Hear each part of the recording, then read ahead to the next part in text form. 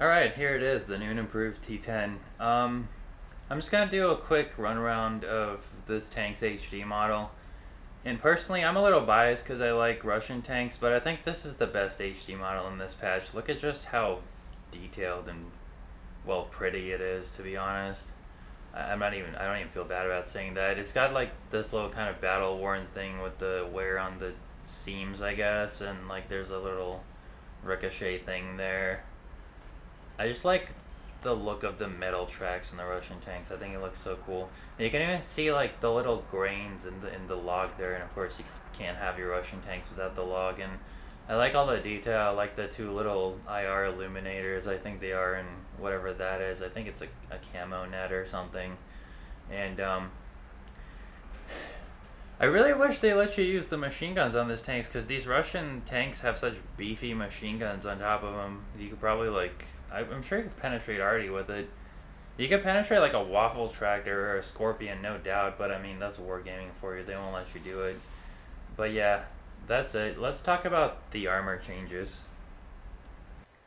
Alright, so the biggest difference with the tank is the armor, and I'm going to tell you about that. And Wargaming have been better about showing all the different changes they're making, and they provided this little armor viewer on their website that shows the differences between the 9.12 and the 9.10 damage model.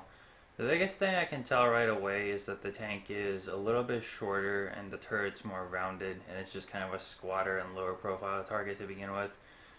From the get-go though, you can see the turret's been buffed pretty significantly. Some of these little angles here, you can see they're kind of compensating for the fact that this was more angled before, where now it's more rounded. But the biggest difference with the turret I can tell is these little turret cheeks that were kind of weak spots before. You only needed something like 220 millimeters of penetration to go through. They've been buffed pretty significantly, so now you're looking at 350 more than that. For the most part, you're not going to get through this turret unless you're shooting like a tier 10 tank destroyer, maybe with premium ammo or something. But I've seen it happen, especially if you kind of point the turret in the different direction like this, like it becomes a lot easier. But it's still pretty well armored for the most part. There we go. The turret, the mantlet seems to have been nerfed a little bit, because you can see the nominal thickness is 210 now, whereas before it was saying 250. But for the most part, the effective thickness is still either the same or a little bit more. So the mantlet hasn't really changed that much for all intents and purposes. I mean, you're still not going to go through it. Another big thing I noticed at the top is these little commander's cupolas. They were smaller, I guess, in diameter before, but they seemed a little bit taller, whereas now they seem a little bit shorter. Or maybe they're the same height. Yeah, they're about the same height, but they're a bit thicker and wider around. So I think these are actually bigger weak spots. It looks like the turret top has been nerfed a little bit to compensate for the strengthening of the front of the turret. Another big thing I noticed right away is these little viewports, driver's hatches, whatever, that were on the front of the tank. They were weak spots before. They're now gone. They're no longer weak spots. And the viewport has been, well, I wouldn't say it's been buffed. I mean, it looks about the same, I would say. This thing before used to be part of the hitbox, I believe. No, I guess not. That's probably just like a no hitbox, like you get your viewports damaged if you get shot there. But the cool thing is this driver's hatch, it's 60 millimeters of armor, but it's sloped back so well that effectively it's the same thickness as the rest of the frontal armor. However, if you are in a face-hugging situation with this tank and you can shoot down into it, might be a good place to shoot, just because, you know, it is only 60 millimeters. I wonder if maybe you could get a shot trap off the mantlet into it as well, but that's just getting kind of fancy. And I mean, honestly, you can just shoot the lower plate. The upper and lower plates haven't changed that much. They're about the same in terms of thickness, as you can see. However, the turret ring's been buffed pretty significantly, whereas before it was only like 140, 150. Now it's like around 200. And there's a little purple spot here, I guess. I'm not sure what that is, but it looks thicker, a lot thicker.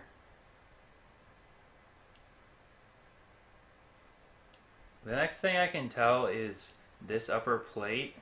Instead of being separate armor zones like it is here, it's one continuous strip of armor that goes all the way up the front and down the side and down the back of the tank here.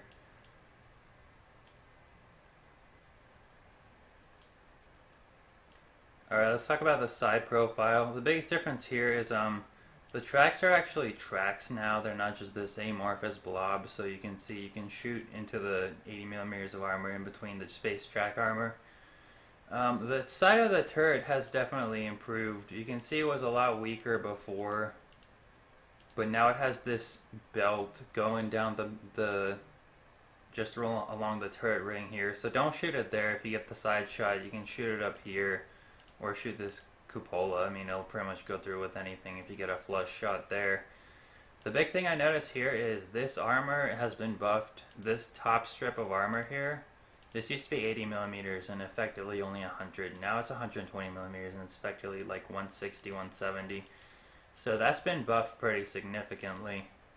However, I noticed this spaced side armor that was here before that I feel like a lot of people didn't know about it. It seems like it's actually been nerfed just a little bit. You can see the effective thickness was about 260, 270 if you go through it, whereas now it's like 240, 228, something like that. So it looks like the side armor is more consistent now. Like, it's a little bit thicker on top, but it's a little thinner on the bottom, and you can still get through this 80 millimeters of armor here, which is flat. However, the tank does have this sort of wedge shape kind of going on, so you can side scrape pretty well, and I'll show you some of that. So what this means is, in a side scrape, you'll come on top most of the time. Watch this. I trade with this Centurion Action 10. And he bounces off me, but I put a shot into him. You can see here I come off much better in this trade against this bad chat.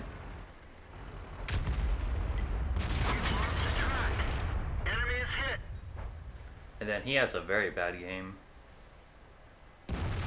His HP was elite, but now it's not. You can even reverse side scrape to avoid showing your pike nose at a bad angle.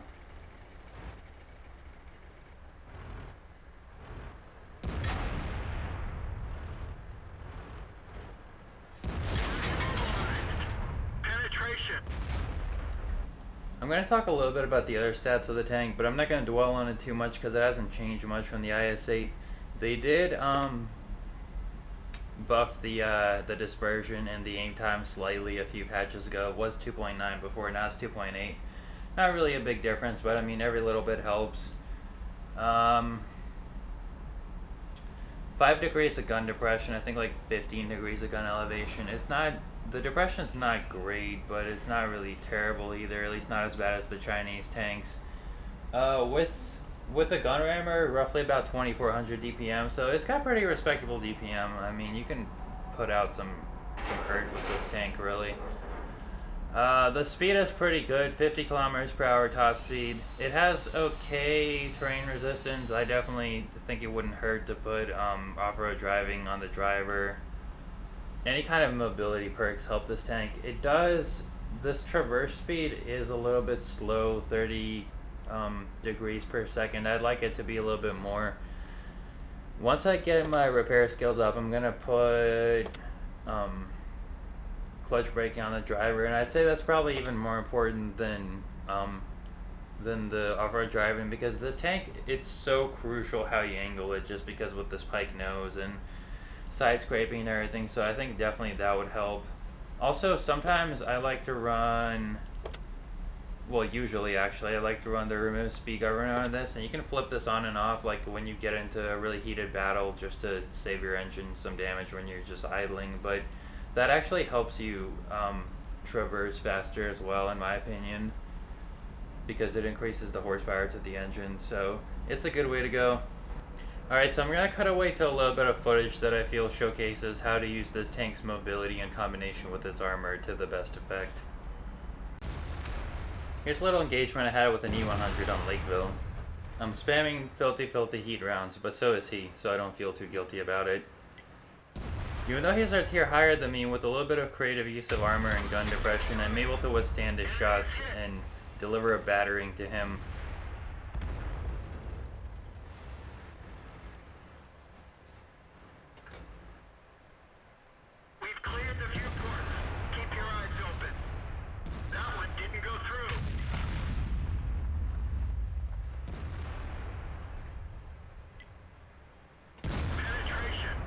In the end, I managed to take out one of the enemy team's heaviest heavy tanks and secure a kill while taking no damage to myself. That shot was unfortunate.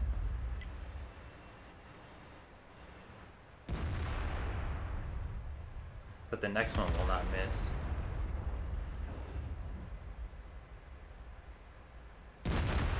Enemy vehicle destroyed. The speed of this tank is pretty useful for securing good positions early on. You can see here I'm hauled down behind this rubble pile. Watch as these two German tank destroyers are stopped in their tracks.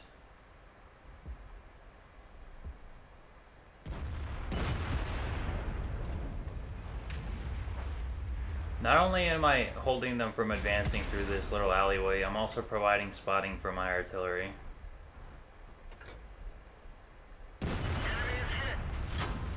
And they cannot do anything because I'm hulled down.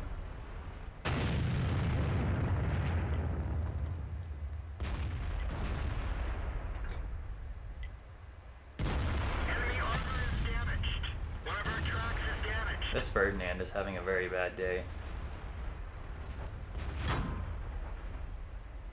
Enemy armor is destroyed. Likewise, the speed of the tank is useful for evasive action as well. Watch as I deal with these three low HP tanks.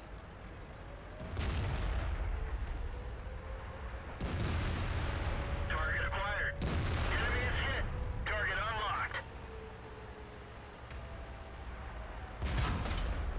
Target acquired. Enemy armor is destroyed.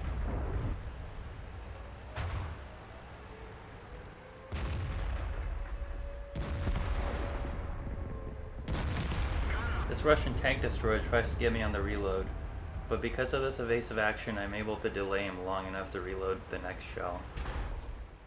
Enemy vehicle destroyed. Here's another example of this tank's mobility.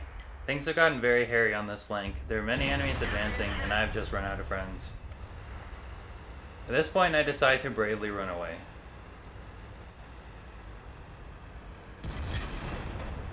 The tank is not the fastest tank, like a light tank or a medium tank, but with a little bit of forethought, it can relocate flanks pretty quickly. The Yak Panther 2 decides to stay and fight. Unfortunately, he doesn't last very long.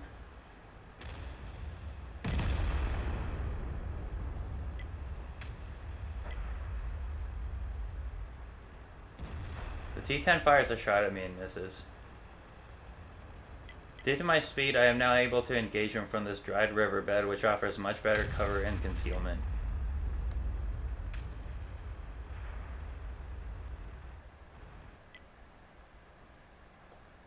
Unfortunately, I am also open to attack from the other side.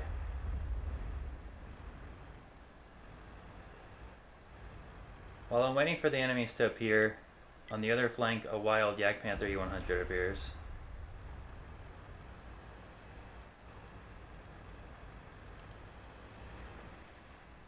I quickly track him in place, hoping my teammates would take advantage of the opportunity, since he is exposed in a very open position.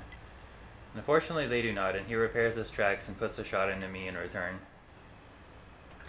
We didn't even scratch them. Fortunately, when you have the biggest tank destroyers in the game firing gold rounds at you, this turret tends to fall apart pretty quickly. He also takes out my viewport. Viewfinder back up. Visibility increased. At this point, I'm deciding what to do.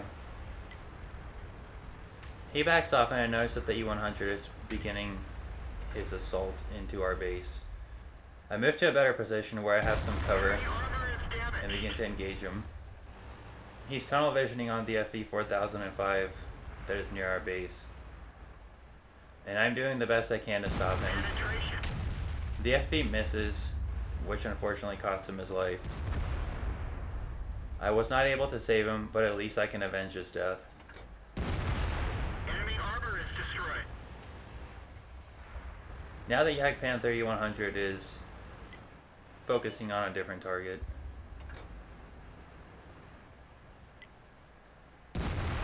You can see even with 5 degrees of gun depression, it's possible to go hull down. You just have to find the right terrain. It takes a little bit of work sometimes. Penetration. And while I'm out of heat shells, when this tank's gun behaves, you can hit some pretty amazing shots. Watch this lower plate hit. Penetration. Because of this tank's speed, I was able to continue the fight from a better position, which netted me quite a bit of damage in the long run, and possibly helped us win the game. For crew skills, I would recommend definitely repairs. Don't get camo. I got camo just as kind of a placeholder, but it has 7.5 degrees or percent camo bonus stationary and like 1.7, 1.3 on the move and firing, so not that great. It's a heavy tank. Definitely get 6th Sense on your driver, because this tank, you really kind of have to pick and choose your battles and what kind of shots you can take and what kind of shots you should just avoid altogether, and that really helps with that. Also, anything to make the gun more accurate, so snapshot and smooth ride definitely help. I actually had my old IS-7 crew in here before they became an IS-7 crew, and I had Deadeye on the driver, or the gunner, and it really helps a lot just because this gun does so much alpha damage. You want to really maximize your module damage. Anyways, that's about it. I don't want to go too in depth because, like I said, it hasn't changed much other than the armor. Oh, and really quick, equipment for this tank. Obviously, vert stab, just because vert stab. Large caliber tank gun rammer, because the DPM's a little bit lacking without it, but with it, it's a lot better. Heavy spotlight is not the worst way to go because it is fairly fast and it has good armor. Well, decent armor, so you can ram pretty well and you can survive HE shells better, but I honestly feel like there's better equipment to mount on it. Coated optics is a good way to go because it does have 400 view range, so it's good to stack on top of that. I'm actually going to switch this out for toolbox, and the way I'd recommend running it before is when you're building up your crew on it, you want to...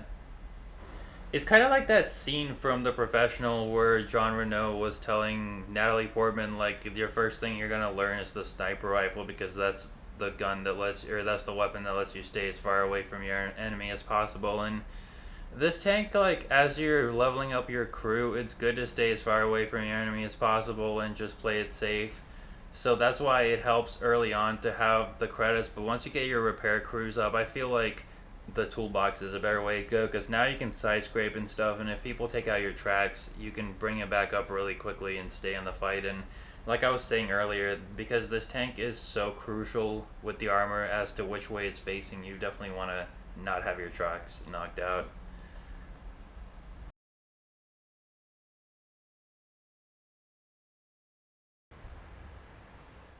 Alright, so this is the Ace Tanker game that I wanted to show you. Pretty mediocre start, nothing really going on all that well. And this tanker too defies all logic. I bounced 2 shells off him, and this tank has something like 260 millimeters penetration. I donk a shot at that tier 10 or T-10 as well.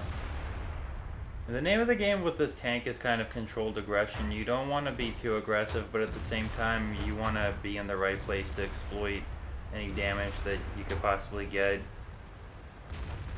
And this tank does really well in this kind of environment. As most Russian tanks, they're very good at this kind of peekaboo shot because it has 440 alpha damage. And I'm kind of side scraping out, playing it safe, wondering if there's anyone there.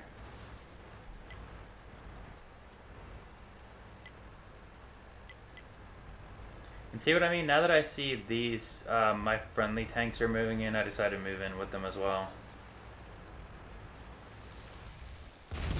Finally, I do snipe a shot at that tiger too.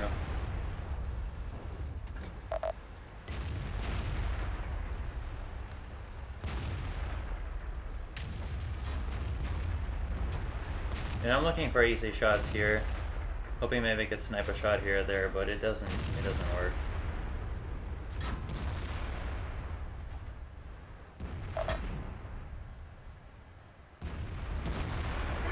Oh, that was so aggravating. I know his upper plate was angled really well, but I mean, I just thought with 260 penetration it would probably go through, but I guess that's angles for you.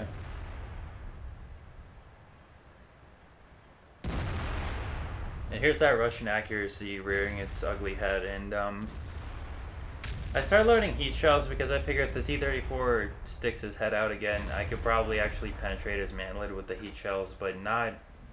Well, maybe like half the time I could with the standard shells, but I figured I wanted to be sure.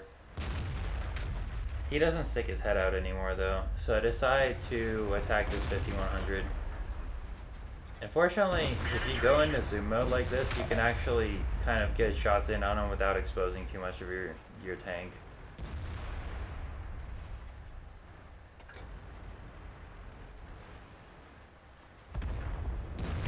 And this was dangerous. I could have taken a hit there, but fortunately the T-28 Proto missed. And I'm not sure what happened there. I don't know why I didn't hit that IS-5. I didn't even get the whole, oh, we bounced thing. So I guess I missed. I am able to sneak a shot into the side of his turret as he's trying to get away though. And now these T-10's kind of trying to split his attention, and he basically just gives me a free shot. You can see when you let this gun go to work, it really builds up the damage pretty quickly.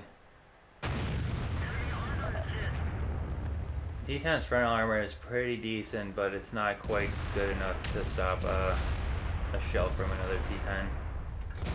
And for some reason, this E100 on our team shooter, he is shooting HE, and I'm just confused. Someone else mentions it later on. Anyway, I decided to get aggressive because we're kind of losing. And then I secure my second kill. Now I angle inwards to block a shot from this IS-5, which works pretty well.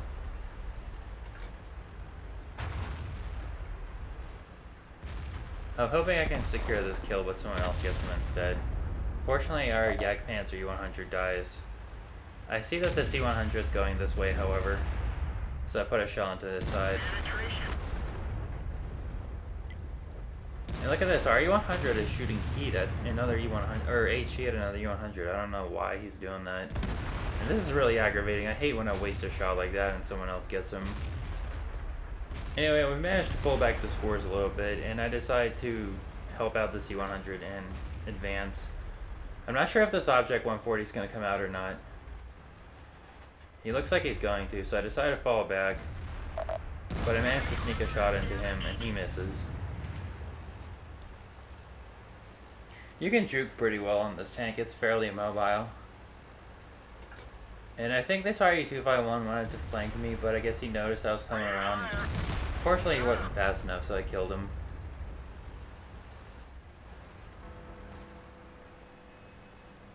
Try and get a shot onto the cupola of this Object 140, but it doesn't work. And there's our artillery there. He's like E100 shooting HE.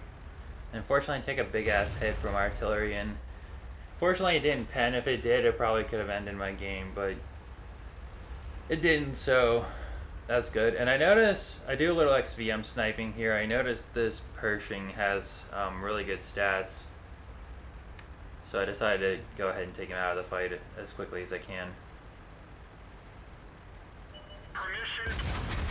I block APCR from him, and then I repair my tracks quickly because I sense that Object 140 is going to come out and try to attack me here. And he does. And I block a heat shell from him, which has something like 230, 240 millimeters of penetration. No, 330 actually. So, yeah, that's what I'm talking about again with the armor. And I get lucky here if the guy that was capping decides to not cap at the last minute, so, or maybe he gets reset, I don't know. I decided to play aggressive, and I only have one regular shell left, so I decided to go ahead and just load up the heat anyways. And just raw out DPM that Object 140.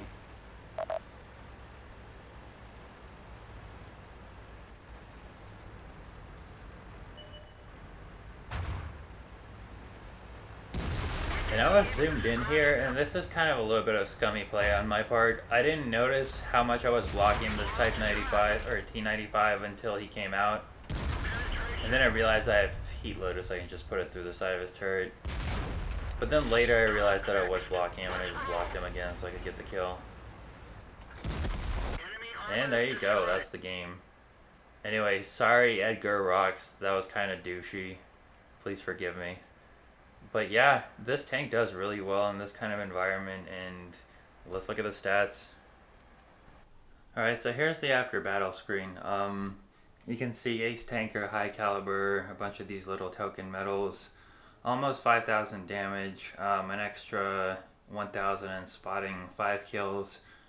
One thing that kind of surprised me about this game is that, and I'll show you on the next screen, I made 1400 base XP, whereas in the other game on Sand River that I showed you, I did almost the same amount of damage and just a little bit less spotting damage, and I got something like 1,000 base XP, and I was doing damage to mostly tier 9s and or to tier 10s even, whereas here it was some tier 9s, some tier 8s, one tier 10. So it seems like the 4 kills really does make a difference in XP earned, I guess. I don't know, that's like what it seems like to me, unless I'm missing something.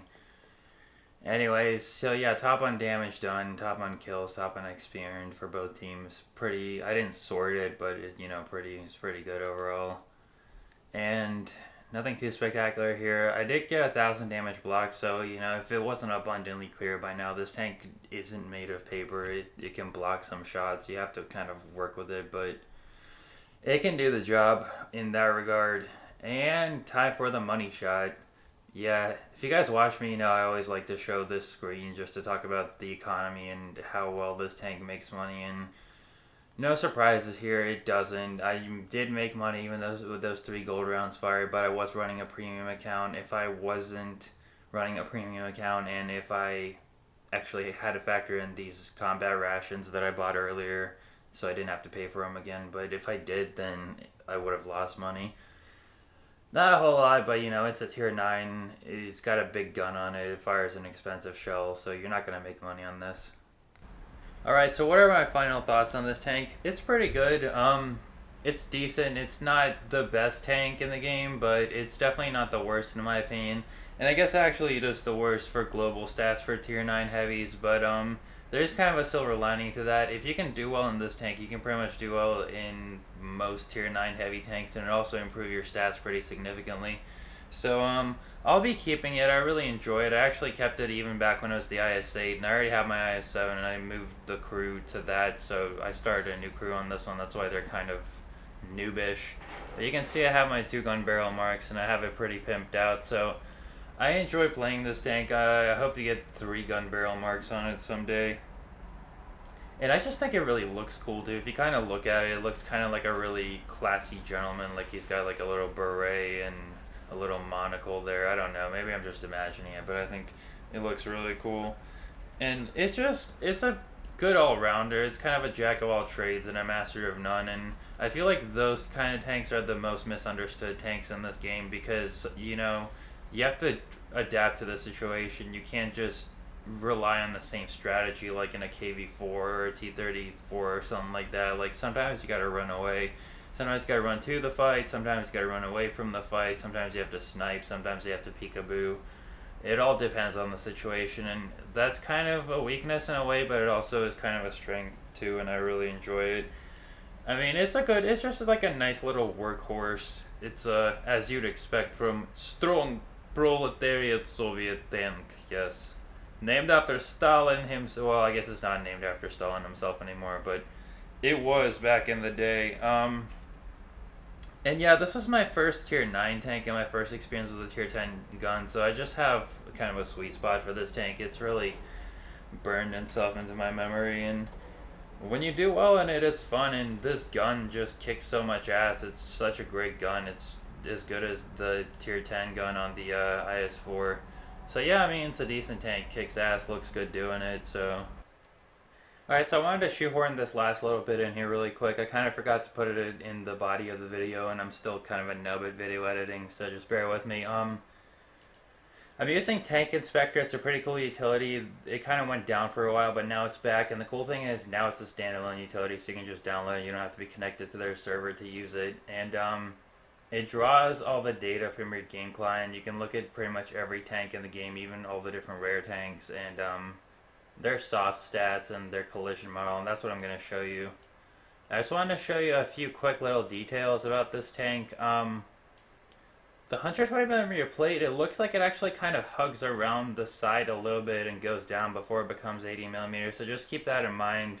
Like, it's probably the same thing here, so if you want to shoot it low. I pretty much already said that, but just, I feel like this visual model shows it a little bit better.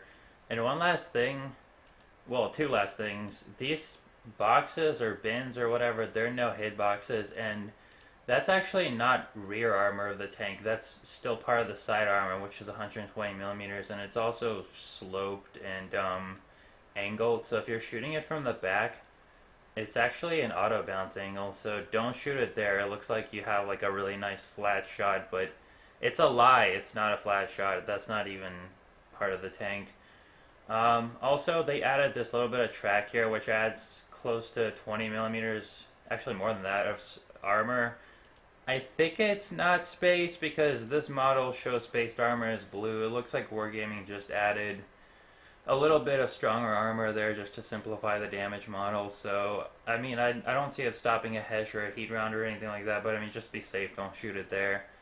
And one last thing, the back of the turret's been buffed. It was 50mm thick, now it's 90mm thick, and because it's angled, it can go upwards of like 160, 170mm of armor because it's kind of angled upwards like that. So you should be able to penetrate the back of the turret still pretty much with anything, but do shoot it a little bit low towards the bottom half because you might bounce if you shoot it towards the upper half. Alright, I think that wraps up everything. That should be it. Anyways, thanks for watching. Rate, comment, subscribe, etc. Leave any comments and suggestions and recommendations. I really appreciate those. It's my first kind of tank review, official tank review, and I'm still kind of working out how I want to do this channel, but I mean, the World of Tanks is definitely going to be pretty heavy on this channel. But anyways, if you guys have any suggestions, let me know. I'm definitely open to hearing those. And yeah, thanks. See you on the next one.